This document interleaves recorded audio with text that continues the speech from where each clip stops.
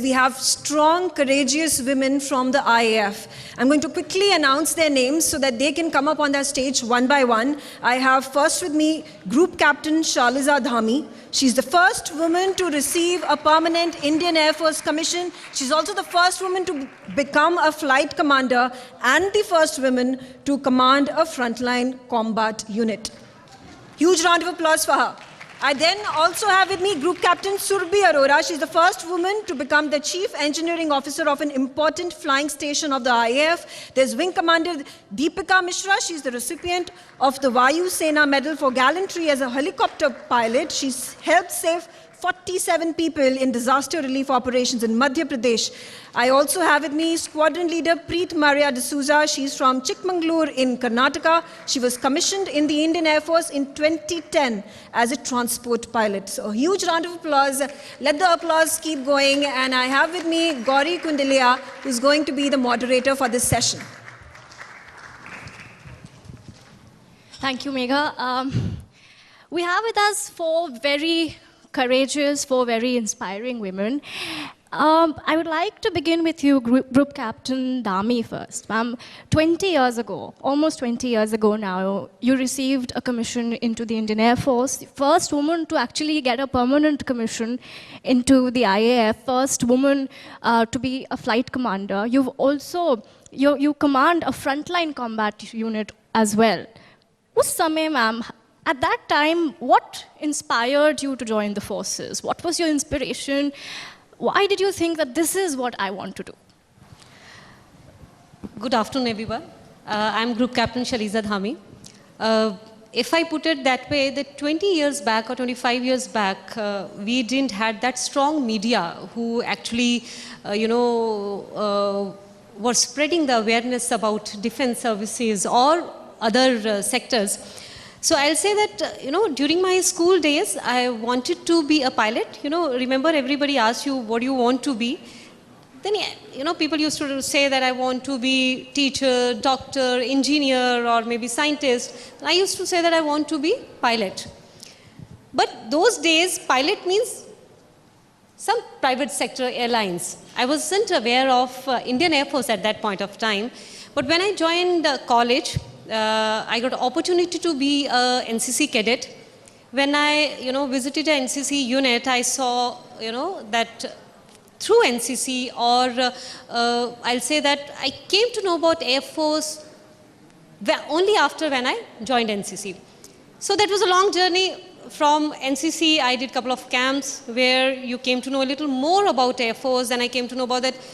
If you want to join Air Force, there are various, streams or various branches which are available for women officers. So one of those were flying. So I appeared for SSB, which is our interview before we join SSB, before we join Air Force, and cleared that interview and finally landed up in Air Force Academy in 2002.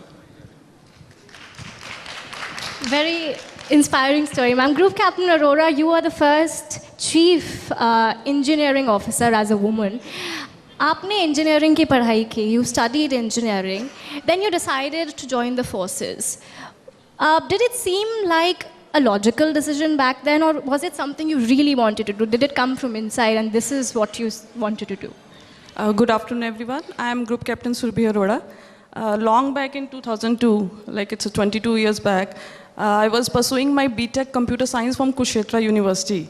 And it was my last semester going on, and we just suddenly got that fast track SSB interview call. So I just went to SSB Dehradun to have a free trip actually. But my first interview, I succeeded and I was selected as a AEL Aeronautical Electronics Officer, we say in our terms. And to my shock, when I called my parents that I have been selected as an Air Force officer, so first they asked me, why you have gone there? What is the job you have getting now? So I inquired. Then I saw a few officers moving around in blue uniform. The personality, the persona which I saw, that made me feel that yes, this is the job I can pursue and I can follow my dreams. So I went to become a AEL officer. Then I was trained in a aircraft which is AN-32. It's a Russian aircraft. At our times, women officers were not trained in aircraft team. In fact, ours was the first batch who got into aircraft team. And it's a long journey. Finally, I am fortunate enough that I am a chief engineering officer at a big flying base at Yalanka, Bangalore. So it's been an exciting and adventurous journey for self. And So did family support you back then when you definitely. said... The moment I was in, they felt so proud. And even now, my parents are the most excited ones that I am sitting here right now. They feel every moment. When they see me in uniform, they feel so proud. My friends, in my civil counterparts, everyone, they feel so proud. And my daughters, I have 2 daughters. Becoming a group captain is not a very normal thing for a woman officer. So it's a proud moment for everyone around me. So we also have with us Wing Commander Mishra. She's a recipient of Vayu Sena Medal for Gallantry, the only woman, I believe, who's received a Gallantry Award. Challenges kya rehte hain? What are the kinds of challenges? Because when we have women working in any profession, there are different challenges for men as compared to women. Do you think that's true for the Air Force as well? And what were the kinds of challenges that you faced all along the way? Okay. Good afternoon, everyone, and thank you for this question. Regarding the challenges, I would say it is not just in the Air Force that we are having challenges. It is in the every field of workspace. Wherever women are working, they are facing some or the other kind of challenge. It is a major challenge which everybody, especially the women, which they face as compared to the male around us, is the work-life balance, wherein you have to look after your family as well as you have to prove yourself professionally. So that is a major challenge, and that too which involves that you being away from your family for about 10 to 15 days at a stretch. Then how do you manage that? How do you look after them, and how do you ensure that your family, your kids are well catered for when you are not there in the station? I guess that is the biggest challenge. However, so far the Air Force have been kind enough that they have been able to understand the requirement of a woman, especially in maintaining their work-life balance. Right. Coordinator D'Souza, when you speak to your senior colleagues, do you think things have changed now for young women officers in the Air Force as opposed to what it was before? Do you think it's changing? Institutionally, things are changing for better? A very good afternoon to all of you. Thank you for the question. There's a lovely crowd here today, and well, the question also is very apt. As you've already seen, we have a very friendly and healthy environment when we interact with our colleagues and our seniors. And these women are our mentors, and we look up to them very proudly. So, and I'm really very happy that at this point of juncture, the Indian Air Force has gender equality and we have equal opportunities. So looking at my seniors, it's a very proud moment. Ma'am, do you think it's changed from your perspective, from when you started institutionally, from within the armed forces? Are things different now from when you started out? See, change is the only thing which is probably, constant and is supposed to be there for growth of our society. So definitely things have changed. When I joined in 2002 till now we can see that Indian Air Force, all branches are open for women officers. Earlier, this wasn't there. Women officers are there in fighters, transport, helicopter, definitely. But all streams, women officers are there in Air Force, and definitely change is there, and we are growing for good, and this growth will continue forever. Right. Ma'am, when the society, do you see a societal difference as well from when you started out? Were you perceived differently when you started out as opposed to now, or are things the same? Within Air Force, I can say it's all same because we all are treated equally. It's a male officer of a woman officer. The training is same, the profession is same, the opportunities are same, even our promotions structure is same.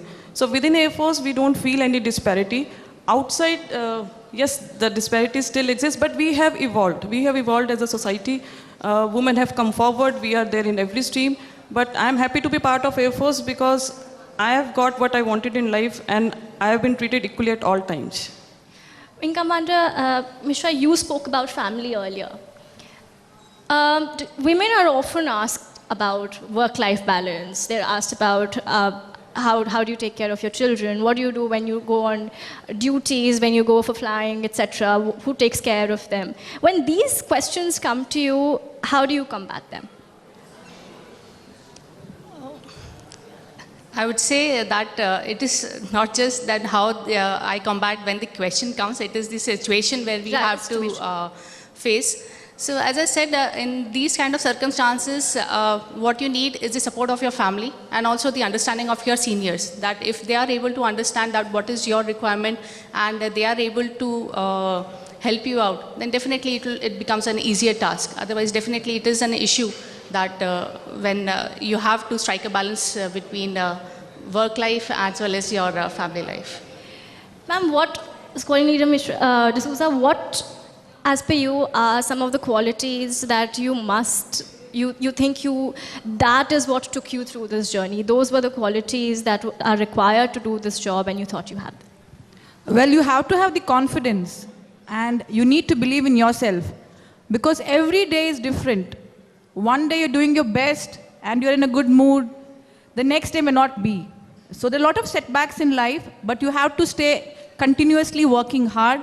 Move on. You have to get up. As they say, if you can't fly, then walk. If you can't walk, then crawl. But do something. Just move forward. So it's very important. Group Captain Dhami, when younger women officers now come to you, maybe for mentoring, for advice, when they're just being commissioned, what is it that you tell them? What is the kind of message that you give them? To whom, sorry? Younger women officers who just joined the forces, who perhaps come to you for advice or mentorship, etc. See, today's youth is well learned and they are more advanced. They know, when they are approaching for a job, they know what they are going to face. So rather than speaking to them directly, they know that if they have applied for a flying pilot, batch, they know that they are going to fly.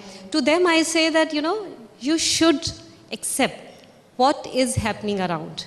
People are there to share their experiences with you. You should be open to the ideas. You should be a good listener, which is very important in any profession. So these 2-3 things is directly which is, there for the young lot. But more important is, a young person, they want to join services, but their parents, their relatives, they don't encourage them much, right?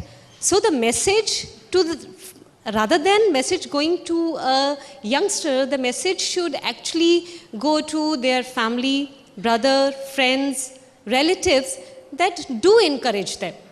Let them do what they want to.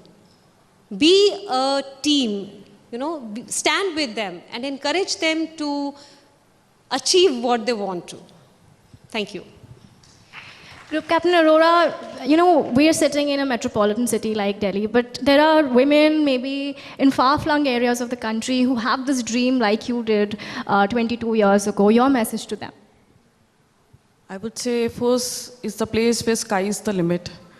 Come and join the force. We have different exposures. There is a unique, healthy working environment. We work like a family. We work like a team. The adventurous life, live the life behind this blue uniform. You'll feel that passion. If you want to serve, I would say, country, or if you want to serve your parents, make them proud, join the Air Force. Thank you. So my only message would be that nothing is impossible in this world.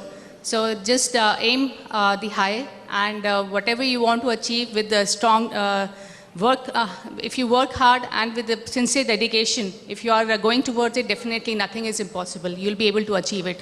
And if you are working towards it, then doors will open automatically, no matter how many hurdles you have to go through.